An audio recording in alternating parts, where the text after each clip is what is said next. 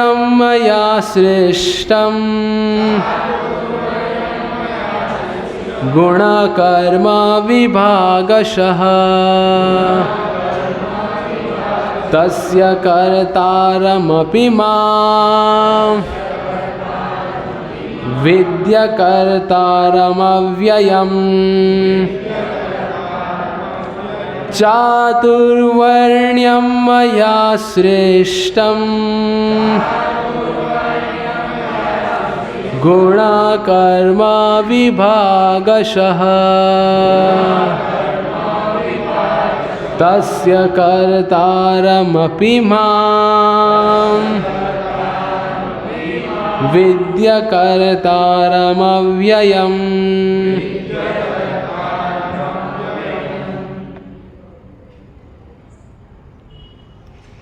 चातुर्वर्ण्यं मया सृष्टं गुणकर्म विभागशः तस्य कर्तारमपि मां विद्यय कर्तारम् अव्ययम्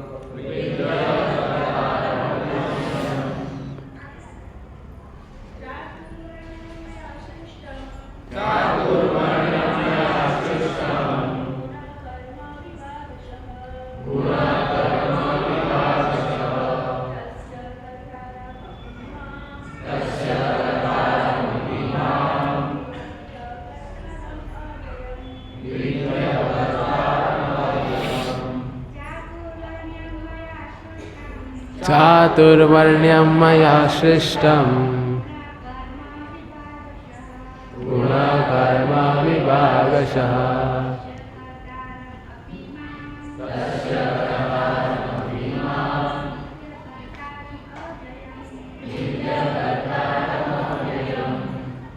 शब्दसार अनुवाद एवं तात्पर्य एवं भावार्थ कृष्ण कृपा मूर्ति अभय चरणारविंद भक्ति वेदांत स्वामी श्रील प्रभुपाद जी के द्वारा इस्कॉन के संस्थापक आचार्य।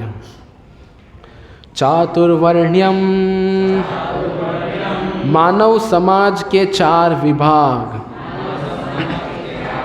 मया मेरे द्वारा श्रेष्ठम उत्पन्न किए हुए गुणा गुण कर्मा तथा कर्म का विभागशः विभाजन के अनुसार तस्य उसका कर्तारम जनक अपि यद्यपि माम मुझको विद्धि जानो अकर्तारम न करने वाले के रूप में अव्ययम अपरिवर्तनीय को। अनुवाद प्रकृति के तीनों गुणों और उनसे संबद्ध कर्म के अनुसार मेरे द्वारा मानव समाज के 4 विभाग रचे गए। यद्यपि मैं इस व्यवस्था का सृष्टा हूँ, किंतु तुम यह जान लो कि मैं इतने पर भी अव्ययी अकर्ता हूँ। ओम अज्ञानतिमिरन्धस्य ज्ञानाञ्जनशलाकया चक्षुरुन्मीलितं येन तस्मै श्रीगुरुवे नमः। श्रीचैतन्यमनोभीष्टं स्थापितं येन भूतले स्वयं रूप कदा मह्यं ददाति स्वपदान्तिकं। वन्देऽहं श्रीगुरो श्रीच्युतपदकमलं श्रीगुरुन् वैष्णवांश्च। श्रीरूपं साग्रजातं सहगणा रघुनाथान्वितं त्वं सजीवं साद्वैतं सावधूतं परिजनासहितं कृष्णचैतन्यदेवं श्रीराधा कृष्णपदान् सहगणा ललिता श्रीविशाखान्वितांश्च नमः ॐ विष्णुपादाय कृष्णप्रेष्ठाय भूतले श्रीमते भक्तिवेदान्तस्वामिनिति नामिने नमस्ते सारस्वते देवे गौरवाणी प्रचारिणे निर्विशेष शून्यवादी पाश्चात्यदेशतारिणे जय श्री कृष्ण चैतन्य प्रभु नित्यानंद श्री अद्वैत गदाधर श्रीवासादि गौर भक्त वृंद हरे कृष्णा कृष्णा कृष्णा हरे हरे हरे राम राम राम हरे हरे हरे कृष्णा कृष्णा कृष्णा हरे हरे हरे राम राम राम हरे हरे हरे कृष्णा कृष्णा कृष्णा हरे हरे हरे राम राम राम हरे हरे हरे कृष्णा। सभी का स्वागत है आज के प्रति शुक्रवार के इस श्रीमद् भगवद गीता के सत्र में, जिसमें हम प्रारंभ कर चुके हैं श्रीमद् भगवद गीता और हमारी गाड़ी पहुंची है अध्याय 4 पे। 13वां श्लोक जिनके ऊपर हम आज चर्चा करेंगे। आवाज़ पीछे तक आ रही है सबको? पीछे वाले जग रहे हैं? पीछे वाले जगे हैं कि सोए हैं? तो आवाज़ आ रही है? हाँ या ना? जगे है। अभी तो शुरुआत हुई है, महाप्रसाद को समय है अभी। आपको हम जगाते रहेंगे बीच बीच में। तो ये जो श्लोक है 13वां, तो इसमें भगवान कह रहे हैं कि चातुर्वर्ण्यम मया श्रेष्ठम गुण कर्म विभागशः। ये जो भी विभाजन हुआ है वो किनके द्वारा हुआ है? भगवान कह रहे हैं मेरे द्वारा। 4 विभाजन। तो सबसे पहले बहुत लंबा पड़ाव आ गया बीच में। दीपावली आई, दीपावली का वैकेशन। हालांकि वैकेशन मतलब वे टू किशन वो होना चाहिए, पर उल्टा हो जाता है हमारा। हम सोचते हैं वैकेशन मतलब अभी मंदिर से भी आराम, सेवा से भी आराम। कई लोग तो भक्ति में से भी छुट्टी ले लेते हैं। बोलते हैं, पूछा फ़ोन करके, प्रभु जी कैसी चल रही है भक्ति? प्रभु वैकेशन चल रहा है। तो कब शुरू करेंगे? अभी जब वापस सत्संग होगा, जब सैमसंग का संग छूटेगा, तब जाके भक्ति प्रारंभ करेंगे। तो इसके पूर्व में हमने कुछ श्लोक देखे थे 4.11, जिसमें भगवान कहते हैं ये अथा माम प्रपद्यन्ते, कि मैं उसी प्रकार से आदान प्रदान करता हूँ जिस हद से आप मेरी ओर शरणागति दिखाते हो। तो भगवान कहते हैं आप जितना शरणागत होंगे मैं उतनी मात्रा में आदान प्रदान करूँगा। तो ये एक व्यक्तिगत आदान प्रदान हो गया भगवान का एक भक्त के साथ में, जो 11वें श्लोक में हमने चर्चा की। आप लोग भली भांति समझे होंगे, ऐसा मैं समझता हूँ। फिर 12वां श्लोक। 12वें श्लोक में भगवान ये कह रहे हैं कि जो व्यक्ति 11वें श्लोक में कहा कि ठीक है आप आदान प्रदान कीजिए, उतनी मात्रा में मैं आदान प्रदान करूंगा, तो कोई सोचेगा भाई नहीं ये अपने को नहीं जमता, तो मेरी कुछ भौतिक इच्छाएं भी है जो पूर्ण होनी चाहिए। तो 12वें श्लोक में भगवान कहते हैं कि जो व्यक्ति भौतिक इच्छा को पूर्ण करना चाहता है वो देवी देवताओं को पूज सकते हैं और देवी देवता की उपासना करके देवी देवताएं आपकी जो मांग है वो पूरी करेंगे। आप जिस चीज़ की आकांक्षा कर रहे हो वो देवी देवताएं पूर्ण करेंगे। तो हम जो चाहेंगे वो देवी देवताएं पूर्ण करेंगे।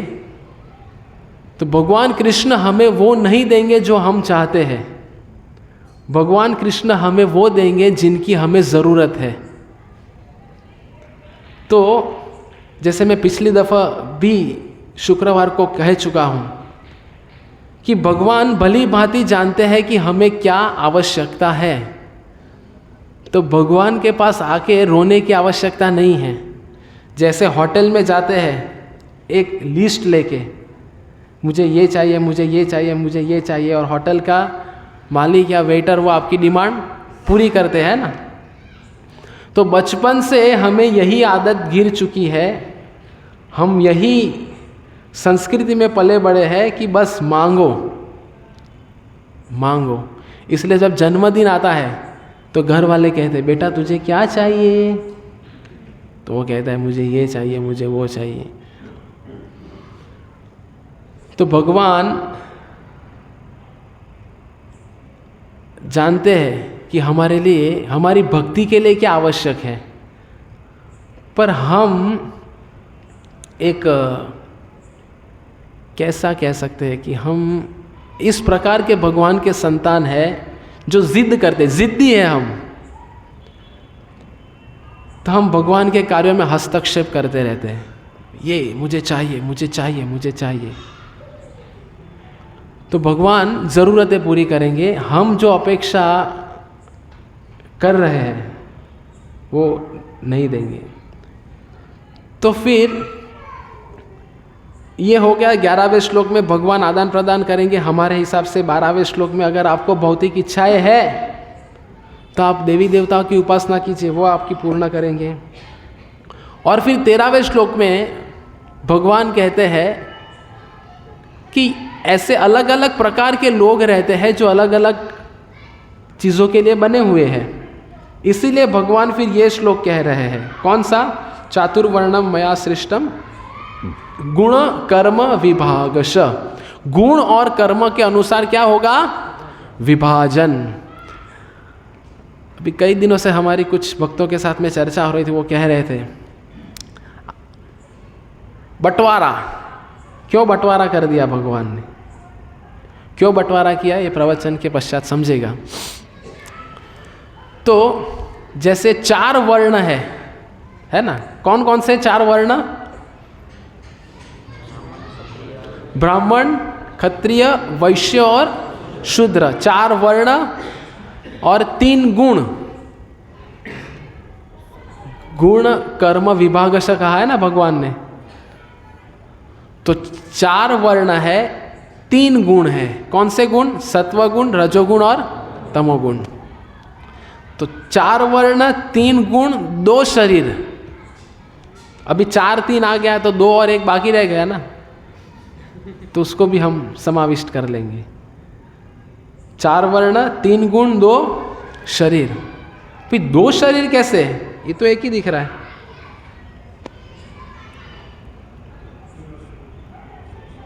अब हाँ, 2 प्रकार के शरीर है, स्थूल शरीर और सूक्ष्म शरीर। ये तो हमारे 2 शरीर हुए। अभी 4 3 2 और 1 है हमारे अंदर जो है वो आत्मा, जिन्होंने जो लिविंग फोर्स है हमारे पूरे शरीर को जो चलाता रहता है।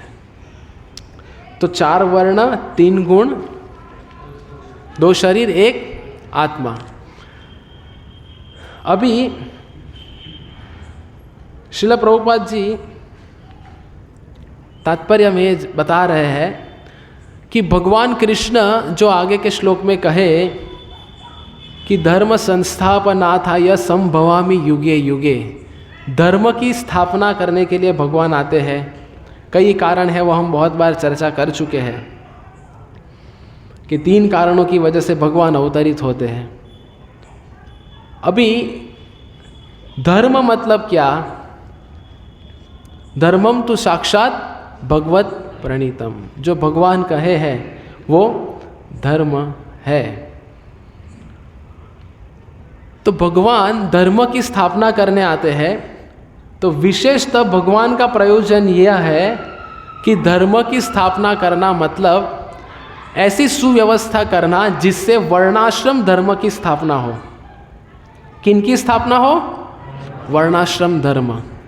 जैसे आज समाज में जो प्रचलन चल रहा है, क्या प्रचलन चल रहा है? Equal rights. इक्वल राइट्स, सबको समान दर्जे से देखा जाए। कई बार लोग कहते हैं कि आप आपके प्रवचन में इसको उसको बुरा भला बोल देते हो। पिछली बार मुझे एक व्यक्ति ने आके कहा, तो आप क्यों ऐसा, सबको समान दृष्टि से देखना चाहिए। तो फिर मैंने उत्तर में कहा कि गधे को तो गधा ही कहना चाहिए ना। गधे को घोड़ा कहेंगे तो चलेगा? चलेगा कि नहीं चलेगा? नहीं चलेगा ना। तो गधे को गधा ही कहना पड़ेगा और घोड़े को घोड़ा कहना पड़ेगा। तो वैसे ही धर्म की स्थापना करना जो भगवान का प्रयोजन है, तो विशेषतः भगवान इस प्रयोजन, इस हेतु से आते हैं कि हमें वर्णाश्रम धर्म स्थापित करना है। 4 वर्ण और 4 आश्रम। तो ये जो ह्यूमन सिविलाइजेशन है, मनुष्य समाज जो है, वो वर्णाश्रम के बिना पशुवत है। कैसा है? पशुवत है। जैसे हमने आज का शीर्षक चुना है कि पशुवत जीवन से ऊपर उठे और मनुष्य बने। तो क्यों ऐसा कहा गया है? क्योंकि मनुष्य जीवन का उद्देश्य है कि भगवत प्राप्ति करना।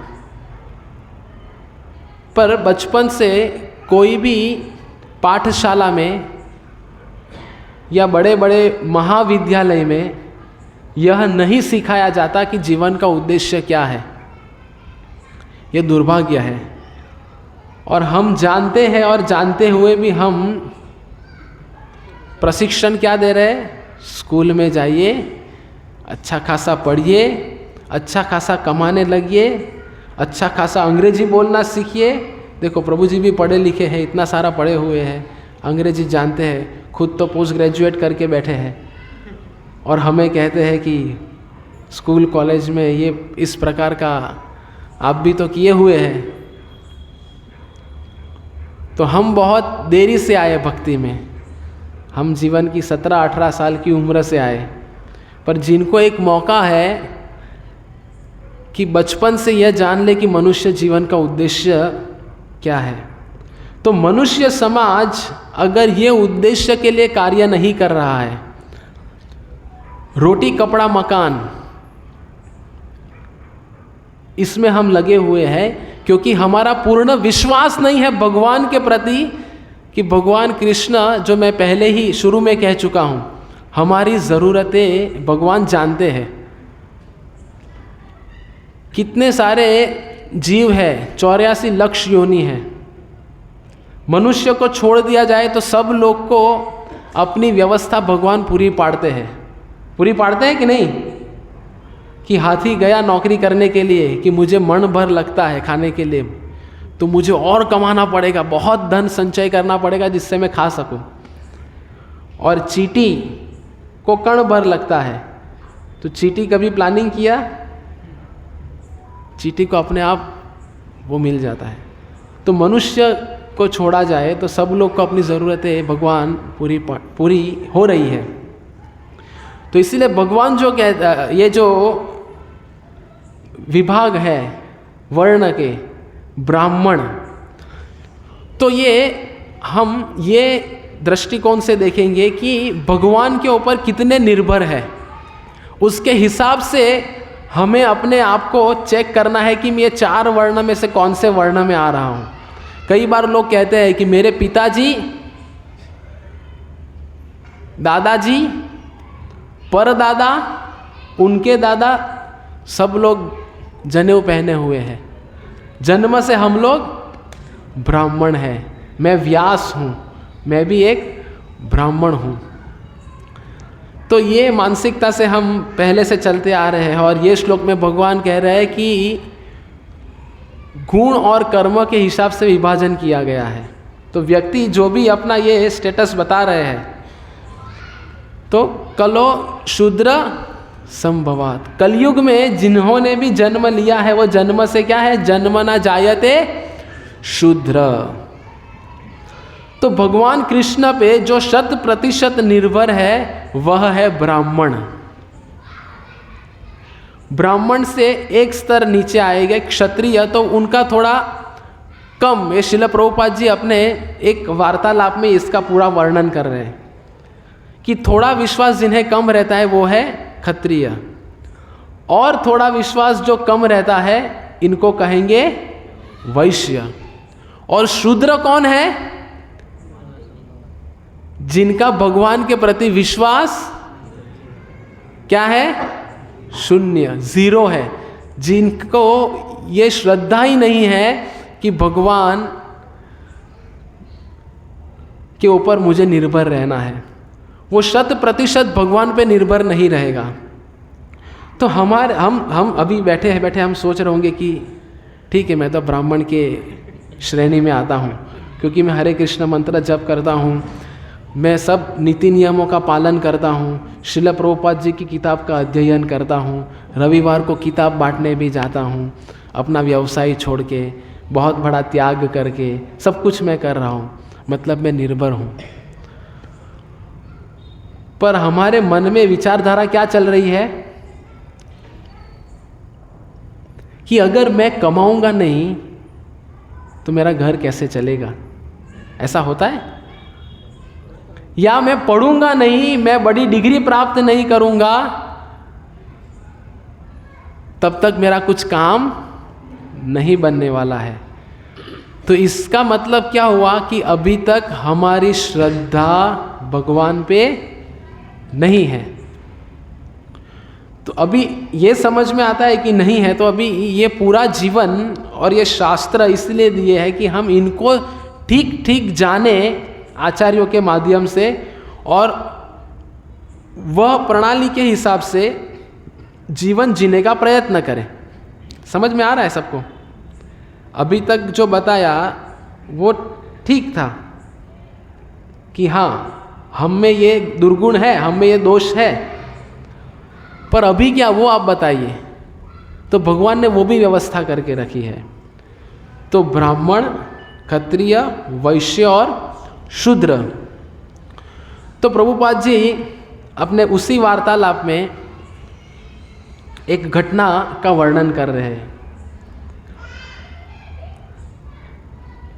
कि कोलकाता में उस समय में ऐसा रोग जो चूहों से फैलता है, तो वो रोग फैला हुआ था। एक बड़ा व्यक्ति था, तो बड़े व्यक्ति के पास में एक छोटा व्यक्ति जाते हैं, और छोटा व्यक्ति बड़े व्यक्ति से कहते हैं कि मुझे कुछ लक्ष्मी दीजिए या मुझे कुछ जमीन दीजिए जिससे मैं अपना गुजरान कर सकूं। तो श्रील प्रभुपाद जी बहुत सुंदर कह रहे हैं कि आपने किसी से मांगा या किसी के ऊपर आप निर्भर है, मतलब आप शूद्र हैं। और दूसरे अध्याय में एक श्लोक में श्रील प्रभुपाद जी ये भी बता रहे हैं कि शूद्र मतलब क्या, जो बिन वजह शोक करता है। शोक समझते हैं ना, कि हाय ये हो गया, ये नहीं होना चाहिए था, वो हो गया, ऐसा हो गया, वैसा हो गया। तो ये शोक क्यों आएगा? क्योंकि हम भूतकाल के बारे में अधिक सोच रहे हैं, सोच विचार कर रहे हैं, ये हुआ वो हुआ, अभी इससे आगे क्या होगा, तो वो भूतकाल का सोचते सोचते भविष्य में चले जाते हैं और भगवान ने जो वर्तमान दिया है वो वर्तमान जीना छोड़ देते हैं। और भूतकाल भविष्यकाल में हमारा जो पहले के ज़माने में घड़ी आती थी ना, वो लोलक वाली, ऐसे वो घूमते रहती। तो वैसे हम भूतकाल में भविष्य में अपना गाड़ी चलता रहता है। और जो भगवान ने वर्तमान हमें दिया है कि वो वर्तमान में ठीक ठीक भक्ति का पालन करके आप अपना भविष्य सुधार सकते हो, ये शास्त्रों को समझ के, जान के और भक्ति को पालन करके। पर हम कहते हैं नहीं, करियर सेट करना है, बस एब्रॉड जाना है। आजकल बहुत बड़ा प्रचलन चल रहा है मार्केट में, क्या? USA, UK, कनाडा, उधर जाएंगे तो लाइफ बन जाएगी। तो प्रभुपाद जी अपने एक प्रवचन में भी कहे हैं कि क्या अमेरिका में जन्म मृत्यु नहीं है क्या? जन्म मृत्यु सब जगह है। तो छोटे मोटे पिछली दफ़ा हमने देखा कि छोटी मोटी समस्याओं को सुलझाने से अच्छा सबसे बड़ी समस्या जो है जन्म मृत्यु जरा व्याधि, उसको सुलझाने का प्रयत्न कीजिए। वो छोड़ के इधर उधर हम भटकते रहेंगे तो कुछ नहीं प्राप्त होने वाला है। तो वो जो व्यक्ति था जो बड़े व्यक्ति के पास में गया, याद है ना, हम वो घटना की चर्चा कर रहे हैं। तो बड़े व्यक्ति ने कहा ये देखिए चूहा मरा हुआ है। तो वो बोलते हैं हाँ। अभी वो छोटा व्यक्ति सोच रहा है मैं क्या मांगने आया हूँ, क्या अपेक्षा से आया हूँ, और ये बड़ा व्यक्ति मुझे क्या कह रहा है, चूहा मरा हुआ है। तो उस समय व्यवस्थापक लोगों ने ऐसा ऐलान कर दिया था कि जो व्यक्ति मरा हुआ चूहा लेके आएगा उसको हम 2 आनी देंगे। अभी आज के समय में बताता हूँ तो उनको हम 500 रुपया देंगे। तो वो व्यक्ति जो छोटा व्यक्ति था वो खुश हो गया, वो मरा हुआ चूहा लेके गया, सरकार व्यवस्थापक को दिया, 500 रुपये दे दिए। अभी 500 रुपये से उसने कुछ खरीदा और वो ज़्यादा कीमत में बिका, उससे उसका मुनाफा हुआ कि नहीं हुआ? फिर वो मुनाफे से उसने और कुछ चीज़ें खरीदी और बेचने लगा। ऐसा करते करते करते वो व्यवसाय करने लगा और व्यवसाय करते करते प्रभुपाद जी कह रहे हैं कि आज वो सफल व्यापारी बन गया। तो अभी ये सब व्यापारी बनने की कोई टिप्स नहीं दे रहा हूँ, ये इसीलिए बता रहे हैं प्रभुपाद जी एक घटना को कि जब भी आप किसी दूसरे व्यक्ति पे निर्भर होने की आकांक्षा रखते हो उसका मतलब है हम सब लोग कौन है? ब्राह्मण, है ना? कौन है? शूद्र है हम। तो हम अगर सोच रहे होंगे हमारे मस्तिष्क के कुछ कोने में कि हम कौन सी कैटेगरी में हैं, तो ये उसका विश्लेषण है। और आज सब जगह क्या हो रहा है, हम सब जगह फिरते हैं किसके लिए? जॉब अप्लाई करने के लिए, है ना? जॉब एप्लीकेशन, निर्भर होना है। हमारा सरकार भी कहती है आत्मनिर्भर भारत, तो ऐसे बहुत सारी स्कीम निकालते रहते हैं। तो हम सब लोग स्कूल कॉलेज में क्या सिखाया जाता है? नौकरी करो। फिर प्रभुपाद जी यही घटना में एक उदाहरण दे रहे हैं कि एक पाठशाला में एक शिक्षक विद्यार्थी को ज्ञान दे रहा है। वो ज्ञान इसीलिए दे रहा है क्योंकि उनको पैसा मिल रहा है कि नहीं? और पैसा मिल रहा है इसीलिए वो ज्ञान बंटवारा कर रहा है। पर हमारे गांव में देखिए, अगर गांव में जाओगे तो जो ब्राह्मण कैटेगरी के जो लोग हैं, ब्राह्मण श्रेणी के जो लोग हैं, वो गांव में चौराहे पे जाके एक वृक्ष के नीचे बैठ के गांव के बच्चों को इकट्ठा करके मुफ्त में ज्ञान बांटते हैं। और वो ज्ञान जब बांटते हैं तो प्रेमवश जितने भी बालक हैं वो अपने अपने घर से कुछ चीज़ लेके आते हैं। कोई चावल लाएगा, कोई गेहूँ लाएगा, इत्यादि इत्यादि, कोई तरकारी लाएगा, कोई पुष्प लाएगा। तो ऐसी सब चीज़ें लाते हैं बच्चे। तो उनसे क्या होता है, हमारा जीवन निर्वाह चलते रहता है। एक बार एक बड़े व्यक्ति ने आके उस समय वो ब्राह्मण को एक अवसर प्रदान किया कि आपको मैं कुछ ढेर सारा धन प्रदान करता हूँ, आप हमारी ओर आइए और ये ज्ञान का बंटवारा कीजिए, तो वो कहे नहीं नहीं नहीं, मुझे ये धन की आवश्यकता नहीं है। धन क्यों चाहिए?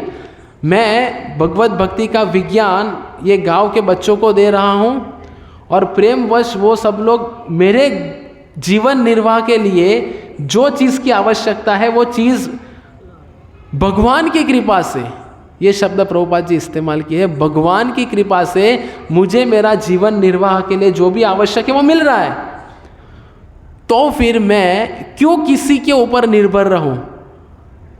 तो प्रभुपाद जी इसमें वो बता रहे हैं कि हमें निर्भर किसके ऊपर रहना है? भगवान के ऊपर रहना है, और भगवान की कृपा के ऊपर रहना है। इसको कहा जाएगा ब्राह्मण। तो ये उदाहरण से प्रभुपाद जी ने ये बताया अपने गांव के एक ब्राह्मण का। तो आज हम समाज में देखें तो अधिकांश लोग क्या कर रहे हैं? नौकरी कर रहे हैं। और जो शास्त्रों में कहा है क्या? जन्मना जायते शूद्र। तो हम सब लोग बचपन से कैसे हैं? सब लोग शूद्र है। तो ये जो विभाजन है गुण और कर्म के अनुसार, तो उसका आगे विश्लेषण किया जाए तो दो चीज़ उसमें आएगी स्वभाव की, स्वकर्म और स्वधर्म। भगवत गीता के एक श्लोक में इसका वर्णन है। क्या? स्वकर्म और स्वधर्म। जो आज समाज में लोग जो इतना बढ़ा चढ़ा के गीता के बारे में कहते हैं, कर्मण्येवाधिकारस्ते मा फलेषु कदाचन, भगवान ने ही कहा है कर्म कीजिए कर्म कीजिए कर्म कीजिए, कहते हैं ना लोग, सुना है कि नहीं सुना है? कर्म करो। ये सब पुस्तक वितरण में इसका अनुभव होता है। पुस्तक बांटने जाते हैं तो लोग बोलते भाई आ बधी ચોપડી नहीं જોઈએ अमने, आ બધા ચોપડા ઘરમાં એમ જ પડી રહી, એ ચોપડાનું શું કરવાનું? ભગવાને શું કીધું ગીતામાં? કર્મ કરો ને અમે બધા આ જ કર્મ કરી રહ્યા છે, તો પછી તમારા ચોપડા વાંચીને અમને શું ફાયદો થવાનો? અમે તો જાણીએ જ છે કે અમારે કર્મ જ કરવાનું છે, એટલે તમારો ભગવાન કે અમને થોડી ખવડાવવા આવવાનો છે, અમારે તો અમારા પેટ માટે રડવું જ પડવાનું છે ને। આવું લોકો આપણે કહે, ऐसा लोग हमें कहते हैं। तो यही सबसे बड़ा रोग है। सबसे बड़ा रोग क्या है? क्या कहेंगे? चार लोग। तो हम भी कभी कभी भक्त होकर प्रभावित हो जाते हैं कि नहीं, लोग कह रहे ऐसा, लोग कह रहे वैसा, तो लोगों के हिसाब से होना चाहिए। नहीं, हमें लोगों के हिसाब से नहीं चलना है। हमें भगवान ने जो व्यवस्था दी है, भगवान जो हमसे अपेक्षा रखे हुए हैं, वो अपेक्षा से हमें आगे बढ़ना है और आगे परंपरा को बढ़ाना है। तो हमारा सौभाग्य है कि हमें ऐसी व्यवस्था प्रदान हुई है, एक मौका है कि जिसमें हम जो अभी चर्चा किए, ब्राह्मण, क्षत्रिय, वैश्य और शूद्र, तो वो हमें एक ऐसा माहौल है जिसमें हमें प्रदान हो सकता है। पर उसके पूर्व में जो मैंने कहा स्वभाव का दो विभाजन है, स्वकर्म और स्वधर्म। तो अभी ये दोनों के बीच में का भेद कैसे समझ में आएगा कि स्वकर्म क्या है और स्वधर्म क्या है? कोई बता सकता है? बहुत सरल है समझना, स्वकर्म और स्वधर्म।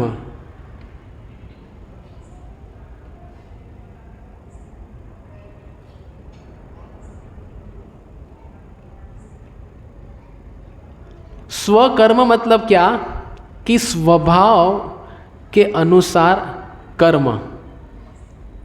स्वकर्म मतलब क्या?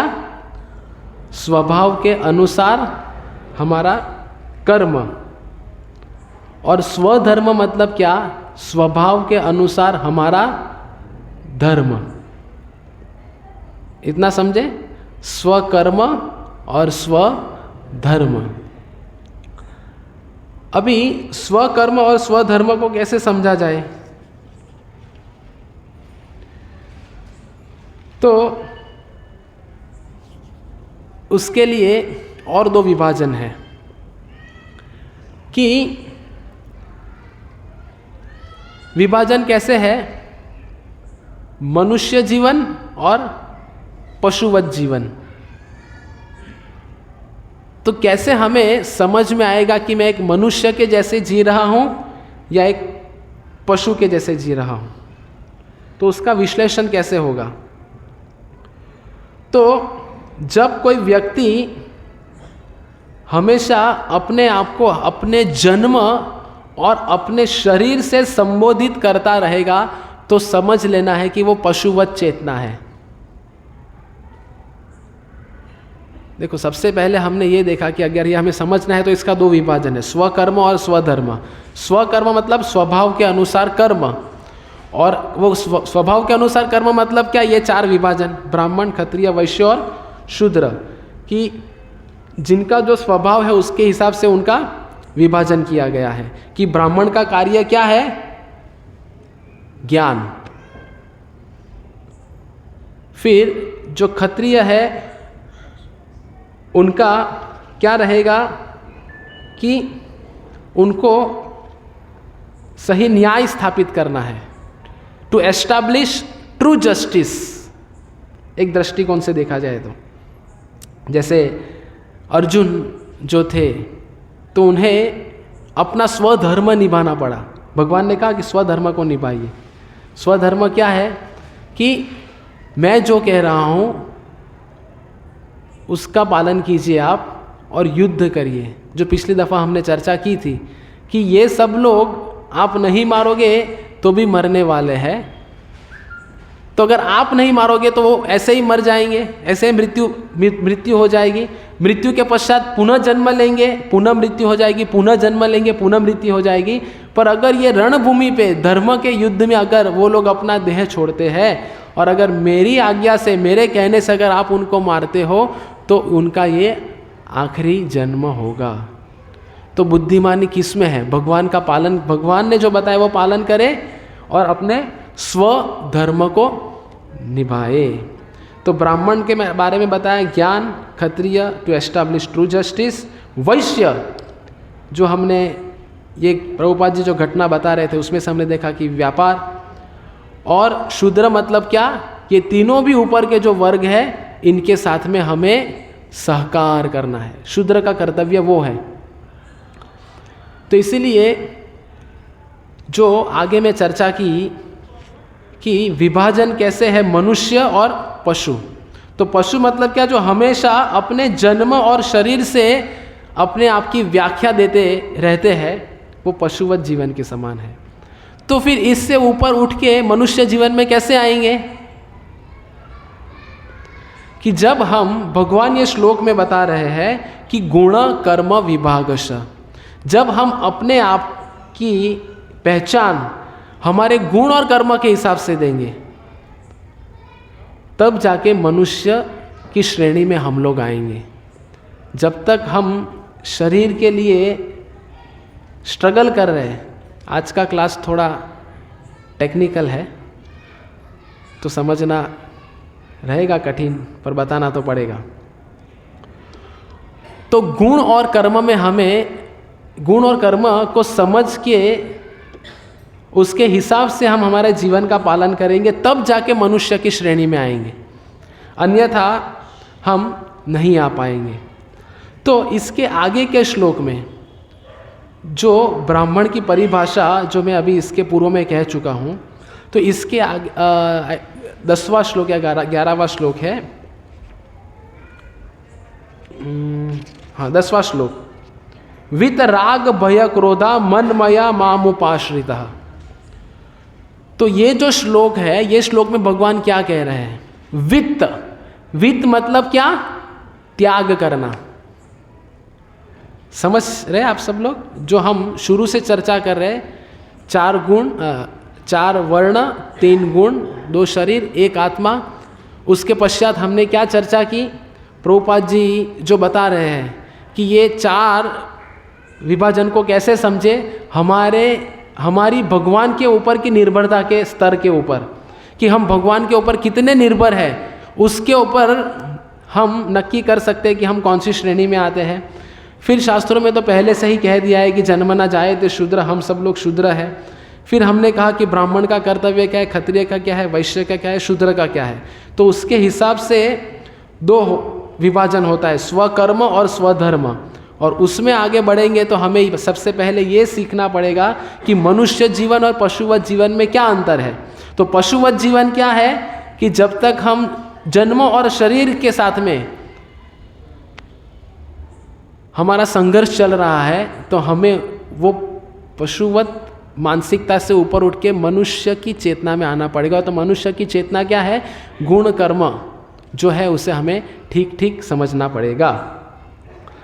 तो फिर ये समझने के लिए 10वें श्लोक में भगवान ने क्या कहा है, वित्त राग भय क्रोध। तो वित्त मतलब त्याग करना है, क्या, राग भय और क्रोध। अभी राग मतलब क्या अनुवादित करते हैं श्रील प्रभुपाद जी, जो बलदेव विद्याभूषण की टीका से लिए हुए हैं। इसके ऊपर अन्य आचार्यों की भी टीकाएं हैं, पुष्टि मार्ग की भी एक व्याख्या है, फिर श्री संप्रदाय के भाष्य में भी इनका वर्णन है। तो राग मतलब क्या, आसक्ति है ना, राग मतलब आसक्ति। अभी आसक्ति अच्छी है या बुरी, बुरी, बुरी नहीं, अच्छी।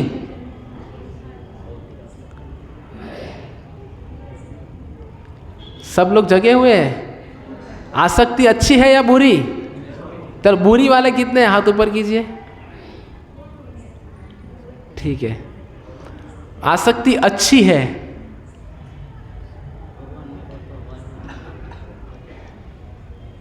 और आसक्ति अच्छी भी है और बुरी भी है, ऐसे कितने लोग हैं? न्यूट्रल, बहुत सेफ आंसर। तो अगर वो आसक्ति भगवान के प्रति है तो वो अच्छी है, लेकिन आसक्ति अगर समाज के प्रति, परिवार के प्रति और अन्य लोगों के प्रति है तो वो गलत है। अभी तो ये क्यों कह रहा हूँ, इसका भी रेफरेंस है। भक्ति विनोद ठाकुर ने बहुत सुंदर एक भजन की रचना की है, जिसमें बहुत सुंदर कहते हैं, प्रभु तव पद युगे मोर निवेदन। समझ जाएंगे वैसा ही, समझाने की आवश्यकता नहीं है। प्रभु तव पद युगे मोर निवेदन, नाही मागी देह सुख विद्या धन जन, नाही मांगी स्वर्ग आर मोक्ष, नाही मागी ना कोरी प्रार्थना कोनो विभूतिर लागी। फिर ये आसक्ति का मुद्दा आएगा, अच्छी या बुरी, कैसी। विषये जे प्रीति बे आछाई आमार, सेई मत प्रीति होक चरणे तोमार। विषय जे प्रीति बे आछाई आमार, कि विषय वस्तु के प्रति आज मुझे जितनी आसक्ति है, जितना लगाव है, जितना प्रेम है, हे प्रभु यही लगाव और प्रेम मेरा आपके चरणों में आ जाए। पर हम उल्टी प्रार्थना करते हैं, सुख संपत्ति घर आवे क्या लागे तेरा। जय जगदीश हरे। तो हमारा मेनू कार्ड हम लेके आते हैं कि ये सब देते रहिए, मैं भक्ति करता रहूँगा, खिचड़ी बनाता रहूँगा, खिचड़ी बांटता भी रहूँगा, और ये सब नहीं कर रहा हूँ तो ये भी एक सेवा ही है। तो हो तो हर कोई करते हैं, इसमें कोई आपत्ति नहीं है। तो वित्त राग, राग मतलब आसक्ति। तो भक्तिमय सिद्धांत के प्रति हमारी आसक्ति होनी चाहिए। भय मतलब क्या कह रहे हैं कि हम जो समझ रहे वो तो भय है ही है, पर इसका और अधिक विश्लेषण किया जाए तो मायावादी सिद्धांत को छोड़ना है।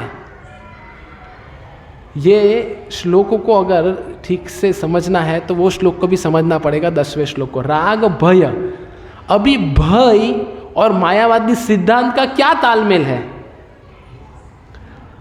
तो मायावादी का सिद्धांत क्या है कि उनके साथ अगर आप चर्चा करोगे, भगवान साकार है, भगवान का रूप है, भगवान की हमें सेवा, बोल नहीं, वो बोलते सब कुछ मत बताए, वो लोग भाग जाएंगे और वो कहेंगे भगवान को कोई रूप रंग है ही नहीं, भगवान कैसे है, निराकार है। ये क्या है? मायावादी सिद्धांत।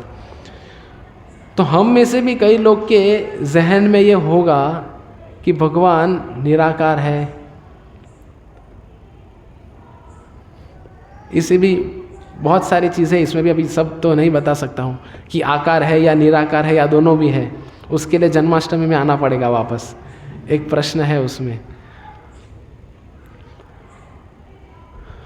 तो ये मायावादी सिद्धांत को हमें छोड़ना पड़ेगा अगर भक्तिमय पथ पे अग्रसर होना है, शुद्ध भक्ति के पथ पर। क्योंकि वो श्लोक में भगवान कह रहे हैं कि शुद्ध बनने का मूल्य क्या है?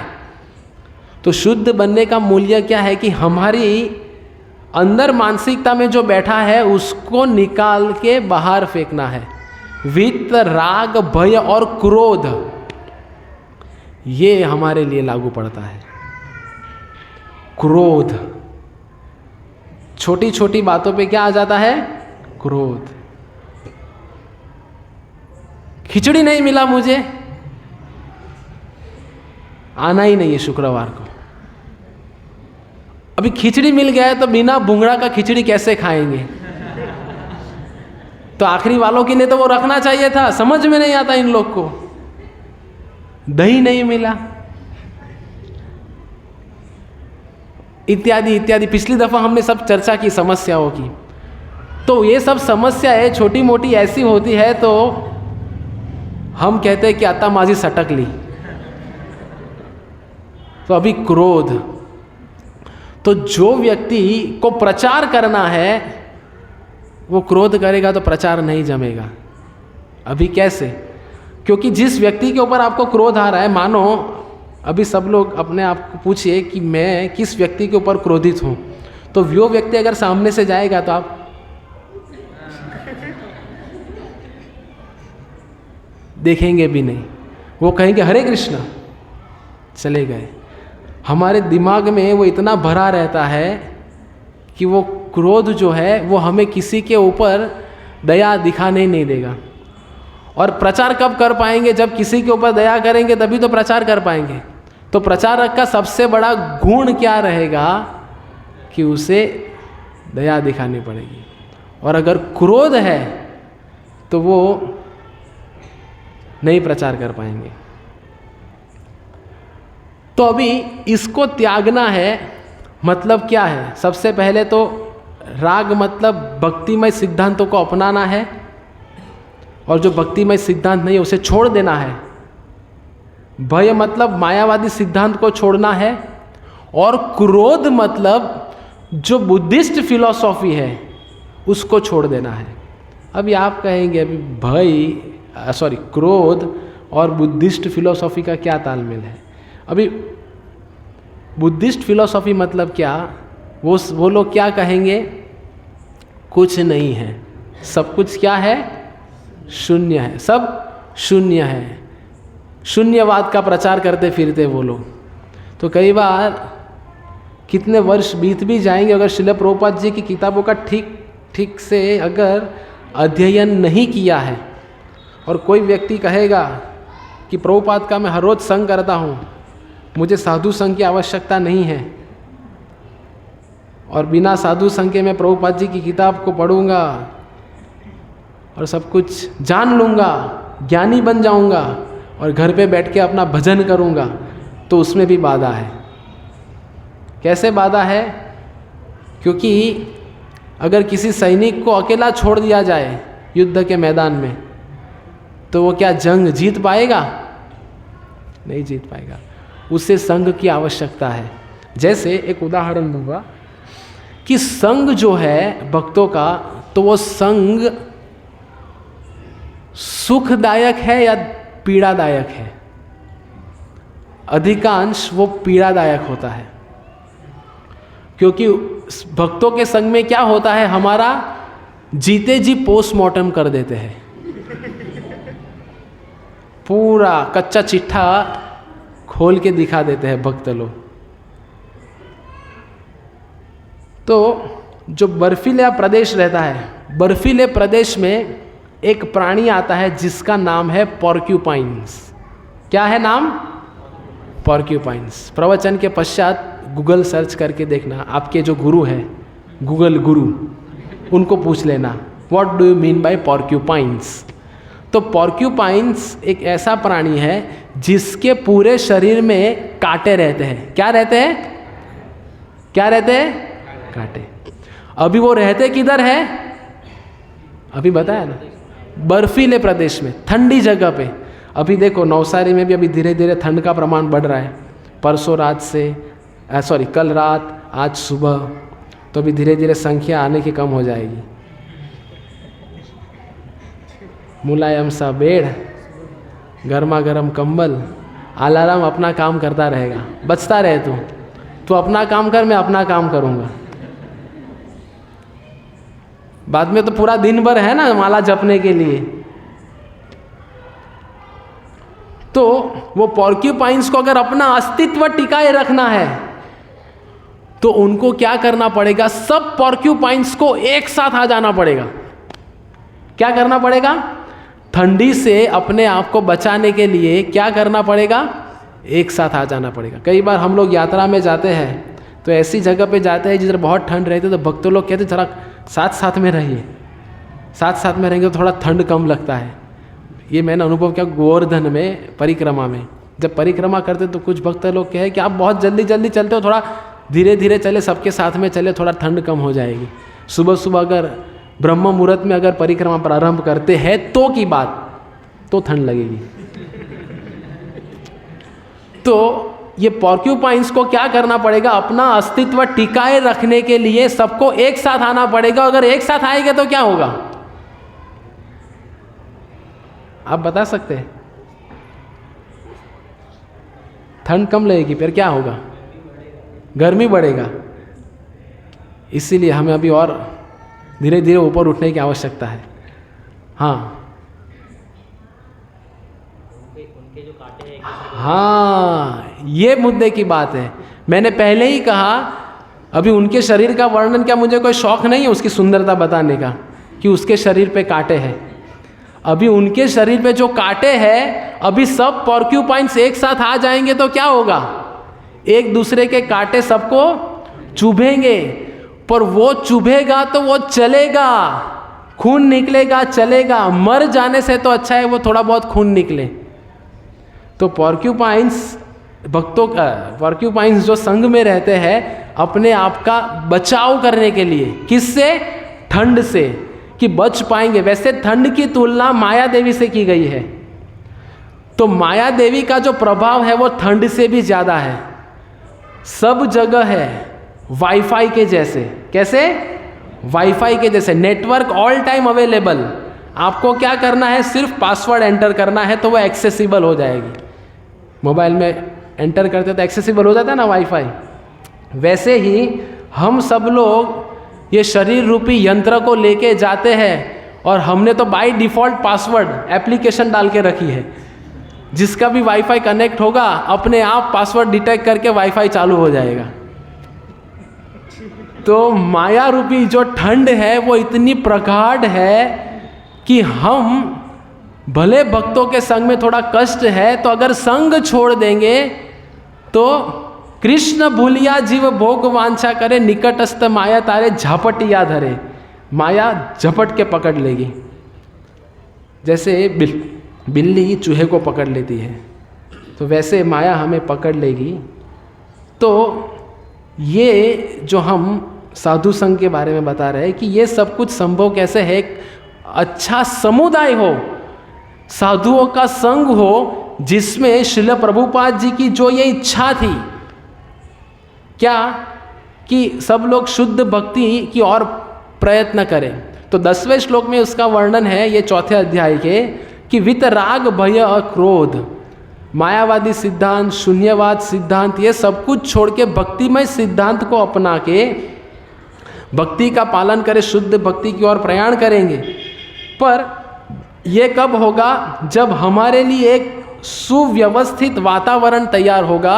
और वो सुव्यवस्थित वातावरण कैसे संभव है? ऐसे भक्त समुदाय में, जो परम पूज्य भक्ति विकास स्वामी महाराज ने अपने अथाक प्रयत्नों से जो ये 18वें श्लोक में भी इनका वर्णन आता है, आई थिंक 66वां श्लोक है, वो कृषि, वाणी और गोरक्षा के बारे में, कि अगर व्यक्ति अपने अपने कर्मों के हिसाब से अपना जीवन निर्वाह की चीज़ों को अपने आप खेती करेंगे, खेती से जो मिलेगा इससे जीवन निर्वाह होगा, गाय रहेगी, गाय से दूध मिलेगा और अपना भक्तिमय जीवन चलेगा, तो ये पूरा जो सिस्टम है वो सिस्टम नंदग्राम है, ऐसे अन्य कई फार्म कम्युनिटीज़ हैं। तो प्रभुपाद जी कहे कि ये मनुष्य जीवन जो एक रेस में भाग रहा है, जो पशुओं के जैसे जीवन जी रहे हैं, तो उनको बचाने का एकमात्र विकल्प है वर्णाश्रम पद्धति का पालन करना। और मैंने शुरू में ही बताया कि मनुष्य समाज वर्णाश्रम के बिना एक पशु के जैसा ही रहेगा। तो ऐसी व्यवस्था ये हम जाके एक बार देख सकते कि कैसे वो लोग आनंद से रह रहे हैं, तब जाके ये कृष्ण भावनामृत जो है, जो श्रील प्रभुपाद जी ये तात्पर्य में बता रहे हैं, तो वो एक व्यावहारिक हमारे सामने उदाहरण है। कोई ये सोचेंगे कि ये सब कैसे संभव है, वो तो उस जमाने में हुआ करता था, अब क्या। जैसे मुझे एक भक्त बता रहे थे कि महाराष्ट्र में अभी भी एक गांव है, अभी तक वो भक्त नहीं है, हाँ विट्ठल पांडुरंग की भक्ति कर रहे, वो वारकरी संप्रदाय के हैं, पर वो गांव में बिजली नहीं है, वो बाहर की कोई भी चीज़ों का इस्तेमाल नहीं करते, किसी के घर में गैस सिलेंडर भी नहीं है, अभी भी चूल्हे पे वो लोग पकाते हैं। और कोई भी स्त्री आपको घर के बाहर नहीं दिखेगी, कट्टे पे नहीं दिखेगी। तो स्त्री का कर्तव्य है कि अपने पति के अलावा वो किसी अन्य के सामने अपने आप की सुंदरता को प्रदर्शित ना करे। तो ये सब कुछ पालन वो अभी भी कर रहे वो गांव में। तो मैंने उनको कहा कि आप भगवत गीता जशी आहे तशी उनको दीजिए, और अभी उनके जीवन में भगवान कृष्ण की कमी है तो उनको दे दीजिए, तो वो गांव पूरा कृष्ण भक्तिमय बन जाएगा। ऐसे कई गांव है, जैसे हम देखें कुकरमुड़ा देखें और बाकी, तो अधिकांश लोग कृष्ण भक्त हैं जो भक्ति कर रहे हैं, इन सब नियमों का पालन कर रहे हैं। तो ऐसी व्यवस्थाएं हैं और ऐसे लोग जीवन जी रहे हैं। तो 10वें श्लोक के अनुवाद में प्रभुपाद जी लिखते हैं कि ये राग, भय और क्रोध से मुक्त होना वो संभव है, और अगर आप कहेंगे कि वो संभव हमारे लिए नहीं है, तो भगवान प्रभुपाद जी कहे कि आपको सोचना पड़ेगा, इसका अभ्यास करना पड़ेगा। क्यों? क्योंकि उसके ये 10वें श्लोक का अनुवाद आप घर जाके पढ़िए तो आपको समझ में आएगा कि प्रभुपाद जी ये उसमें बता रहे हैं कि पूर्व में कई लोगों ने ये पद्धति को पालन किया और ये पद्धति को पालन करके शुद्धता को हासिल करके भगवान कृष्ण को प्राप्त किए हुए हैं। तो इसीलिए वो श्लोक के अनुवाद में बता रहे हैं, क्योंकि जानते थे भगवान कि भविष्य में कलयुग के लोग बोलेंगे कि नहीं नहीं नहीं नहीं, ये हमारे लिए कैसे संभव नहीं, पूर्वों में इन लोगों ने किया है, हमें उदाहरण चाहिए ना, हर एक चीज़ का उदाहरण लगता है हमें। तो उदाहरण प्रस्तुत कर रहे हैं कि पूर्वों में इन लोगों ने किया है, उनको रिजल्ट भी मिला है, उन्होंने शुद्ध भक्ति हासिल भी की है, तो आप भी पालन कीजिए और आपका जीवन सफल बनाइए। तो ये वर्णाश्रम पद्धति जो भगवान ये श्लोक में बता रहे हैं, और फिर आगे के श्लोक में भगवान बता रहे हैं कि ये सब की जो सिस्टम मैंने बनाई है गुण कर्म के हिसाब से, तो मैं इन सब में नहीं आता, हालांकि मैंने बनाई है, पर मुझे आप मत देखते रहना ये कि जैसे कई लोग कहते हैं कि भगवान ने भी तो जन्म लिया माता देवकी के गर्भ से, तो उनको भी कर्म के नियम लागू होते हैं, भगवान को भी ऋण चुकाना पड़ा, इनका उनका ऐसा वैसा कई सारी दलीलें रखते हैं। तो इसीलिए भगवान आगे के श्लोक से बताएंगे कि ये सब चीज़ों से मैं परे हूँ। तो अगर वो जानना है तो आपके अगले शुक्रवार को आना पड़ेगा। हरे कृष्ण कृष्ण कृष्ण हरे हरे, हरे राम राम राम हरे हरे। श्रीमद् भगवद गीता यथारूप की जय, श्रील प्रभुपाद की जय, निताय गौर प्रेमानंदे। तो कुछ अनाउंसमेंट्स है कि प्रति गुरुवार और प्रति